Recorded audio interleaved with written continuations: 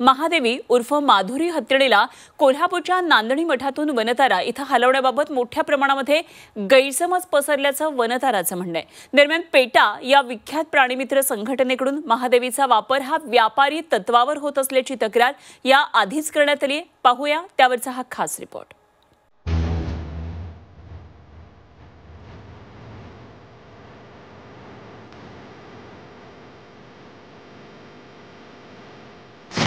महादेवी हत्तीणीवरून कोल्हापूर जिल्ह्यासह राज्यात संतापाची लाट उसळली आहे। महादेवीला कोणत्याही परिस्थितीत परत आणण्याचा निर्धार कोल्हापूरकरांनी केलाय। सह्यांच्या मोहिमेसह सर्वपक्षीय मोर्चाही काढण्यात आला। त्यामुळे सध्या वनतारा आणि सरकार विरोधात देखील टीका केली जाते। समाजात गैरसमज पसरवण्यात येत असल्याचं स्पष्टीकरण वनताराकडून देण्यात आलंय। दरम्यान पेटा या विख्यात प्राणीमित्र संघटनेकडून धक्कादायक माहिती समोर आली आहे। महादेवीचा वापर व्यापारी तत्वावर तर मोहरमसह अन्य सार्वजनिक मिरवणुकांमध्ये केला जात होता। तिला भीक मागण्यासाठी सुद्धा नेलं जात असल्याचा आरोप करण्यात आलाय।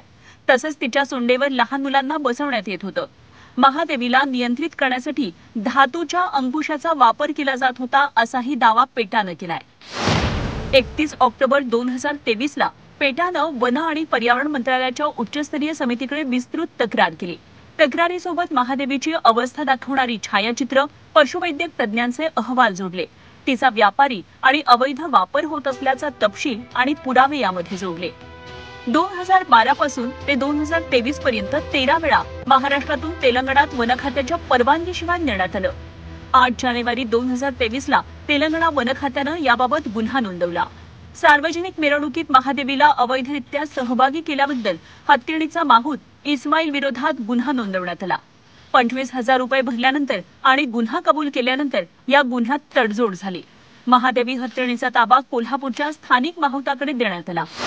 आणखी एक धक्कादायक प्रथा म्हणजे महादेवीची पूजा करण्याची संधी मठातर्फे बोली लावून विकली जात असल्याचा दावा आहे। त्यामुळे या हत्तीणीचा वापर पैशांसाठीही केला जात होता असा आरोप आहे। 2017 साली या हत्तीणीमुळे मठाच्या प्रमुख पुजाऱ्यांनाही जीवघेणी दुखापत झाली होती।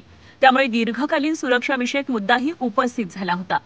कायदेशीररित्या आणि नीती तत्वानुसार प्राण्यांची काळजी घेण्यास आम्ही बांधील आहोत आणि या प्रकरणात आम्ही फक्त न्यायालयीन आणि नियामकांच्या आदेशानुसार वागलो आहोत असं स्पष्टीकरण वनताराकडून देण्यात आलंय। 20 ऑक्टोबर 2023 ला अॅनिमल रहाटचे डॉक्टर राकेश चित्तोरा यांनी महादेवीच्या पुनर्वसनाची शिफारस केली। यानंतर मठाला हत्तीची स्थिती सुधारण्यासाठी 3 महिन्यांची संधी दिली। पुढील तपासणीत केवळ वरवरचे बदल दिसले। 27 डिसेंबर 2024 ला HPC कडून हत्तीला जामनगरमधल्या RKT EWT इथं स्थलांतरित करण्याचे आदेश दिले। मठानं या निर्णयाला हायकोर्टात आव्हान दिलं। कोर्टानं HPCचा निर्णय योग्य असल्याचं सांगितलं। सुप्रीम कोर्टानेही 28 जुलै 2025 ला हा निर्णय कायम ठेवला आणि हत्तीचे 2 आठवड्याच्या आत हस्तांतरण करण्याचे निर्देश दिले। वनतारानं केवळ सुप्रीम कोर्टाच्या आदेशाचं पालन केलं। त्यामुळे आता महादेवी हत्तीणीबाबत काय निर्णय होणार याकडे संपूर्ण महाराष्ट्राचं लक्ष लागलंय। झी 24 तास ब्युरो रिपोर्ट।